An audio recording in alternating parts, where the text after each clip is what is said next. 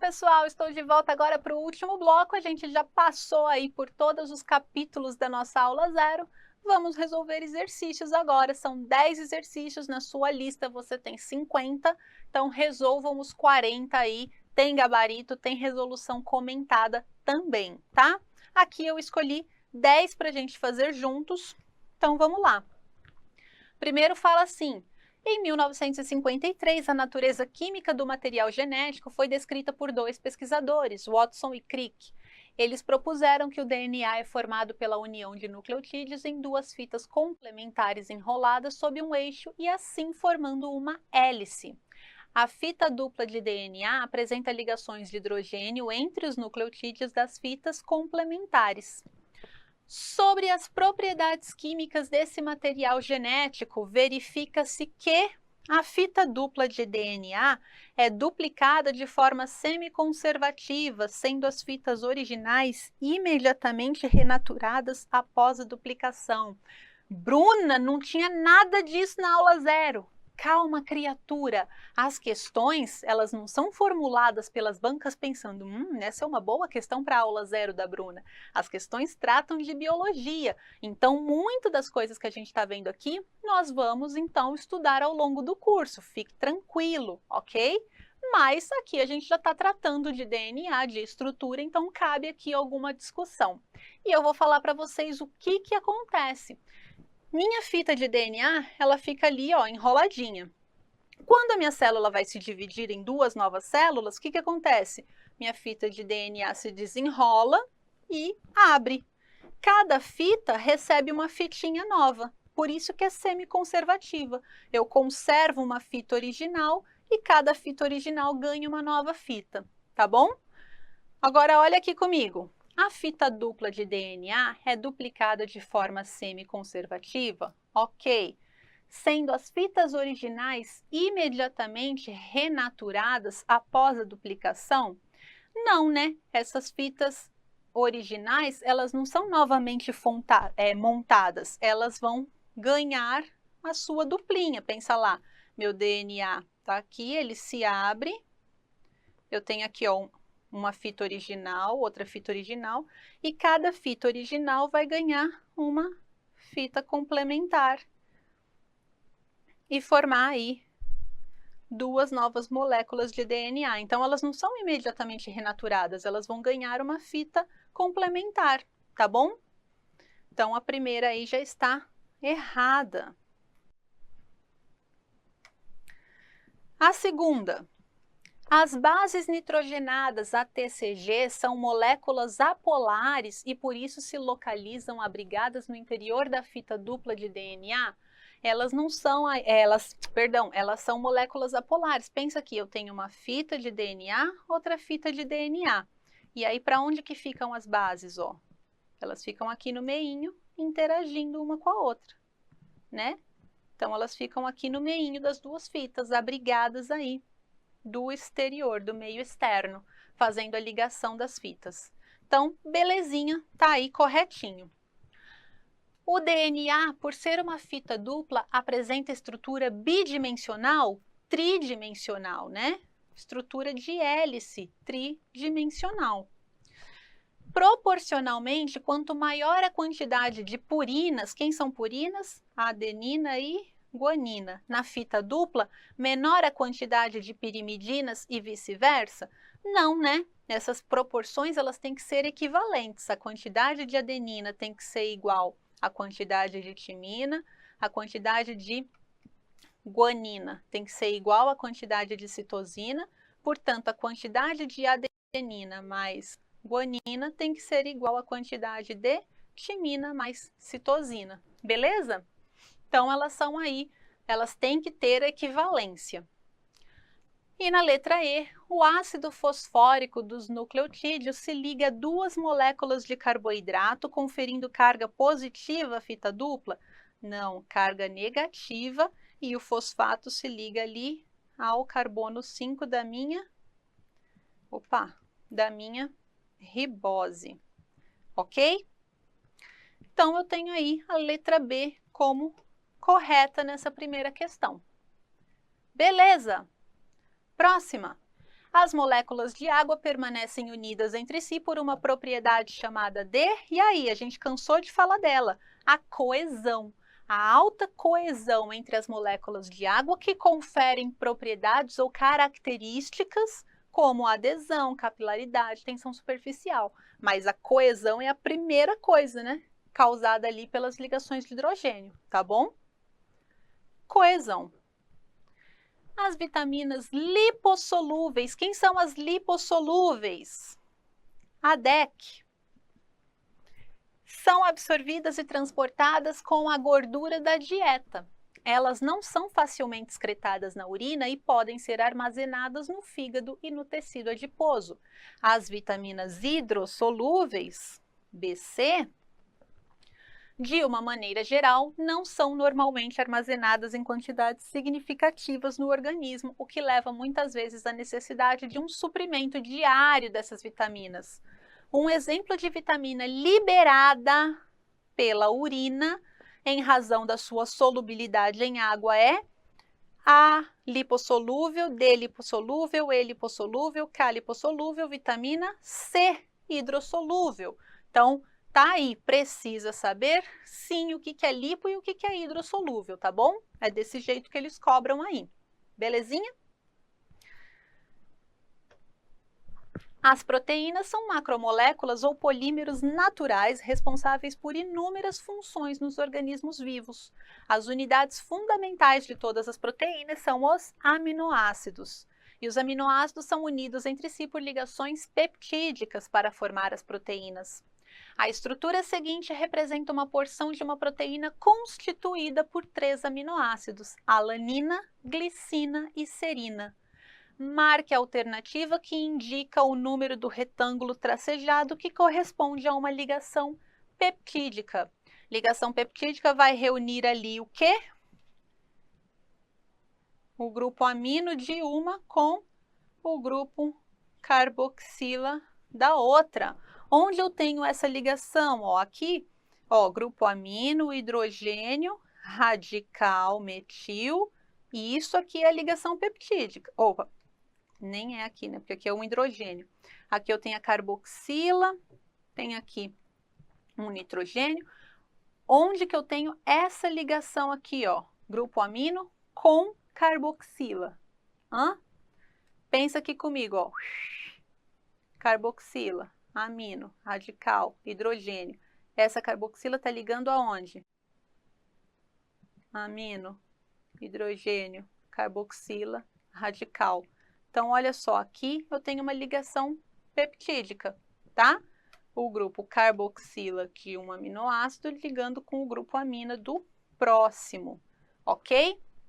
Então, eu tenho aqui uma ligação peptídica. Belezinha? Retângulo 2 me mostra isso. Retângulo 3 não, ó, tá me mostrando aqui uma ligação de carbono com carbono. Aqui eu tenho o grupo amino ligado ao seu carbono central também. E aqui eu tenho a ligação do meu grupo carboxila, né? C-O. Então, tá aqui, ó. Essa é uma ligação peptídica. A falta de vitaminas pode causar doenças chamadas avitaminoses, cujos sintomas dependem do tipo de vitamina que está deficiente. Em um estudo realizado em diferentes populações humanas, foram constatados os seguintes sintomas e doenças relacionados a avitaminoses: raquitismo, escorbuto, hemorragia, cegueira noturna. Nem vamos ler aqui no nossas alternativas, baseado lá na nossa tabelinha. E aí, raquitismo, relacionada a qual vitamina? Carência de vitamina D. Escorbuto, carência de vitamina C. Hemorragia, carência de vitamina K. Cegueira noturna, carência de vitamina A. Tá bom? Então, tenho aí. E aí a gente vai procurar, então, aqui ele vai falar das fontes, né? Então, vai ter aí uma alternativa cheia de coisa para a gente ler, mas eu vou procurar essa sequência, ó, DCKA, DCA, eliminei, DCKA, achei, tá? Gabarito, letra B. Ok? Então você nem precisa saber esses grupos alimentares, que aí ele vai colocar um monte de coisa. Ah, eu encontro vitamina não sei o que em qual grupo? Não, já vai ali na carência qual é a vitamina correspondente e evita você de ficar lendo esses vários alimentos aí, tá bom? Então tá ali, letra B, já achei, ó, DCKA, a minha ordem. A riqueza energética do hidrogênio deve-se à sua capacidade de transferir facilmente elétrons para outros compostos como o oxigênio e liberar energia. Esse processo é descrito de um modo tanto confuso como redução química. Os cientistas suspeitavam havia tempos que gases reduzidos desempenhavam um papel importante na origem da vida na Terra. Na década de 20, o bioquímico russo Alexander Oparin e o evolucionista britânico J.B.S. Haldane sugeriram isolada e independentemente que a atmosfera primitiva da Terra pode ter sido muito rica em gases necessários para a vida poder ter se formado, né, espontaneamente. Ah, não, eu que troquei, ó. Gases redutores como metano, amônia e hidrogênio. E nessas concentrações elevadas, os ingredientes químicos necessários para a vida podem ter se tornado ali, formado espontaneamente. A ideia ganhou credibilidade décadas mais tarde com o famoso experimento dos químicos Stanley Miller e Harold Urey, da Universidade de Chicago. Ao aquecer e descarregar faíscas em uma mistura de gases redutores, os cientistas conseguiram criar uma gama de compostos orgânicos, a maioria contendo carbono e hidrogênio, inclusive aminoácidos, os blocos de construção das proteínas vitais para toda a vida, toda forma de vida terrestre. Entretanto, nos anos subsequentes ao experimento, geólogos concluíram que a atmosfera ancestral não era nem de longe tão redutora como a dupla havia pensado. Segundo eles, as condições que formaram aminoácidos e outros compostos orgânicos em sua experiência provavelmente nunca existiram na atmosfera. Analisando-se o texto e com base nos conhecimentos sobre a origem da vida, é correto afirmar o quê? Com o experimento de Miller e Urey, foi ratificada a teoria de Oparin e Haldane por conta da descoberta de seres vivos simples e sem estonas no interior da estrutura montada para simular a Terra primitiva. Gente, quando Miller e Urey fizeram aquele experimento, eles tiveram como resultado o quê? Seres vivos simples? Não, né? Eles reproduziram aquela atmosfera terrestre, colocaram descarga elétrica, colocaram condensador e obtiveram como resultado o quê? Um aminoácido, a glicina. Não ser vivo. Imagina, já obteve um ser vivo direto? Não. Eles obtiveram aminoácidos, tá? Então, a 1 aí já caiu.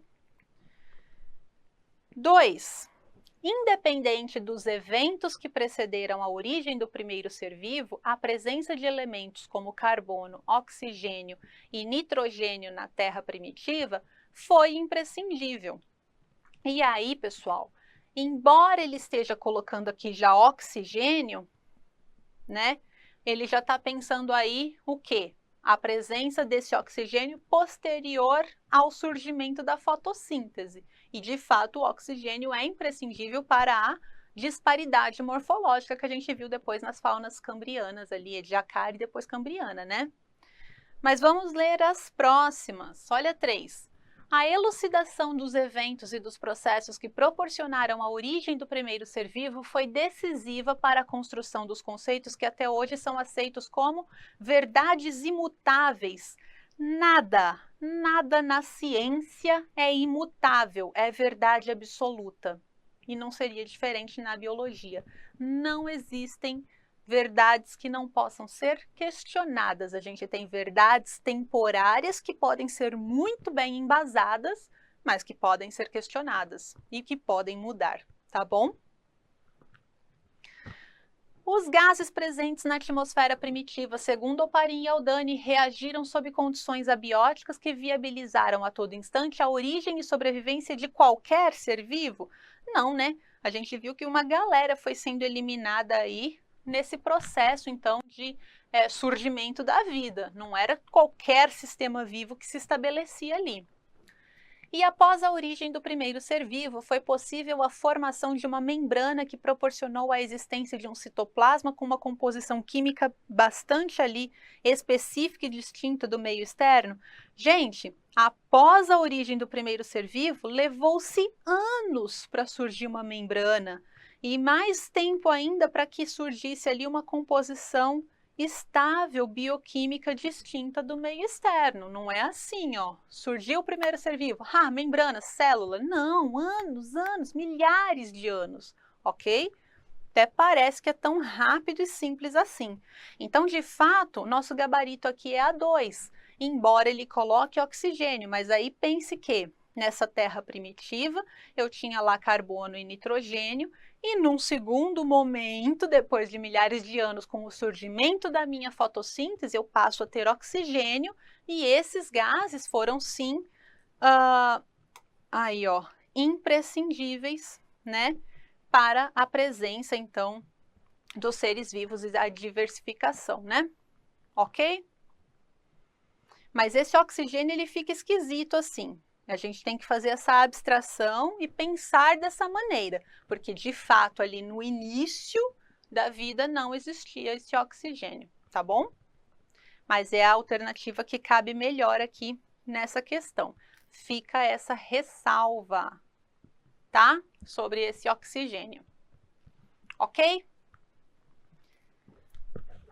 Para Aristóteles, o conceito de vida estava relacionado às potencialidades da alma de forma hierárquica relacionadas às capacidades de nutrição, crescimento e desenvolvimento, percepção sensorial, dor, movimento e pensamento.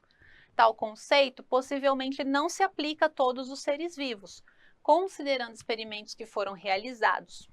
Para demonstrar os princípios de origem da vida, analise a figura abaixo. E a figura abaixo é o experimento do Pasteur, né? É correto afirmar que a ausência de organismos no frasco após 6 meses confirma que os seres vivos procariontes surgiram por geração espontânea? O experimento de Pasteur refuta a abiogênese. Demonstra que o ar atmosférico é vital para o surgimento? Não. Refuta a hipótese de biogênese? Claro que não, na verdade ele cria a hipótese da biogênese, né? Refuta a hipótese da abiogênese, uma vez que a presença de nutrientes ou ar atmosférico não é suficiente para a produção de células vivas? Tá aí a nossa resposta. E confirma a hipótese da biogênese, uma vez que o surgimento de seres eucariontes depende da prévia existência de procariontes? Nada a ver com nada. Então, gabarito D nessa questão. Sobre as proteínas e sua formação, é correto afirmar-se que leite, ovos e pão são reconhecidos como alimentos ricos em proteínas. Pão rico em proteína, gente? Desde sempre a gente já sabe que pão é aquele nosso carboidratozinho, né? As ligações peptídicas que formam as proteínas ocorrem entre os grupos carboxila de aminoácidos diferentes, carboxila e amino.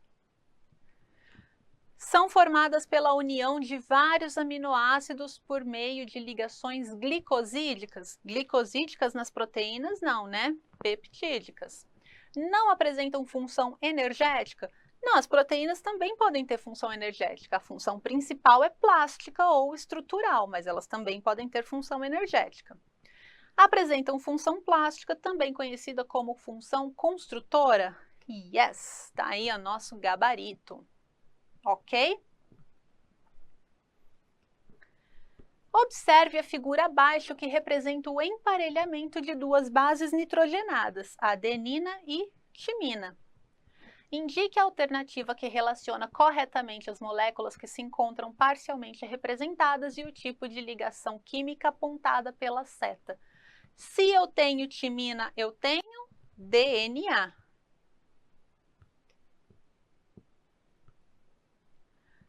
Qual é a ligação existente entre duas bases nitrogenadas? Ligação de hidrogênio. Belezinha? Ligação de hidrogênio. Para orientar o consumidor sobre o significado da classificação oficial dos alimentos em diet ou light, foi montado o esquema abaixo. De acordo com a Agência Nacional de Vigilância Sanitária, o termo diet pode ser utilizado em 2 tipos de alimentos. Olha lá. Nos alimentos para dietas com restrição de nutrientes, quaisquer que sejam, ou nos alimentos para dietas com ingestão controlada de alimentos, né, para controle aí de peso ou de açúcar. Então, toda vez que eu tenho, perceba aqui, ó, que a definição de diet, ela é toda vez que eu tenho ali uma restrição ou limitação, né, de algum tipo de alimento. Ou seja, eu não posso ter aquele alimento, tá? Diferentemente, já vou colocar aqui para vocês, light, eu tenho uma redução naquele composto. Não é que ele não existe, mas eu tenho uma redução naquele composto. Vamos dar uma olhada aqui no gráfico, né, que a gente não olhou. Olha ali, então alimento tradicional tem gordura, açúcar e colesterol. Um alimento diet para carboidrato, o que ele vai ter? Gordura, colesterol, e aí em vez de açúcar eu troco por adoçante, porque não pode ter açúcar. Um alimento diet para colesterol não pode ter colesterol. Um alimento light para açúcar, ó, ele tem açúcar, mas ele tem pouquinho. Então, light, a substância está lá, o composto está lá, só que ele está em reduzido, ele está em menor quantidade. No diet não pode ter, eu tenho que substituir por outra classe. Então, se não pode ter açúcar, não pode ter açúcar, eu vou ter que colocar adoçante. Se não pode ter colesterol, não pode ter colesterol. Diet não pode ter, tá? Os alimentos para dietas, a gente já leu, né? Não, continua ainda o texto, olha lá. Os alimentos para dietas controladas não podem ter a adição de nutriente. Então, aí ele vai dar exatamente essa explicação. Em alimentos para dietas com ingestão controlada de açúcar, não pode haver inclusão desse nutriente, né? Agora, os alimentos com dieta restrita em carboidrato, eles podem conter no máximo X quantidade de carboidrato. E já a definição de light, olha só, a definição de light deve ser empregada nos produtos que apresentam redução mínima de 25% em relação ao convencional. Então, light é redução, diet é restrição. Analisando as informações e com base em seus conhecimentos, é correto afirmar, exceto, alimentos diet para colesterol são recomendados para quem procura uma dieta de baixa caloria para regime de emagrecimento? Não. Porque alimento diet para colesterol não terá colesterol, mas pode ter um tantão de açúcar. Falar, isso aqui é diet. Diet por quê? Porque não tem colesterol, mas tem muito açúcar, então ele não tem baixa quantidade de caloria, não é de baixa ingestão calórica. Ele é bastante calórico, só não tem colesterol, tá bom? Então, tá aí o nosso gabarito. Isso aí é errado. Alimentos diet para carboidratos não têm necessariamente baixos valores calóricos, mas podem ser recomendados para indivíduos com diabetes. Exatamente. Eu não posso ingerir açúcar, e aí eu substituo, mas não é que eu estou ingerindo alguma coisa ali, nossa, eu estou super saudável, não estou comendo açúcar nenhum. Não, eu estou comendo açúcar de outra forma. Eu só não estou comendo ali direto de carboidrato, tá bom? Em alimentos light, para que ocorra a redução de calorias, é necessário que haja diminuição de nutrientes energéticos, como carboidratos e gorduras. Sim, né? Eles são aí os principais alimentos, né, que dão energia aí, caloria. E alimentos diet para sódio são destinados a indivíduos hipertensos que devem controlar a quantidade de sal na alimentação. Perfeitinho, nosso erro está ali na A mesmo. Beleza, pessoal? E aí a gente resolveu aqui juntos 10 questõezinhas ali do seu livro digital, resolvam as demais. Se tiverem dúvidas, olhem ali a resolução comentada, já deixei tudo explicadinho.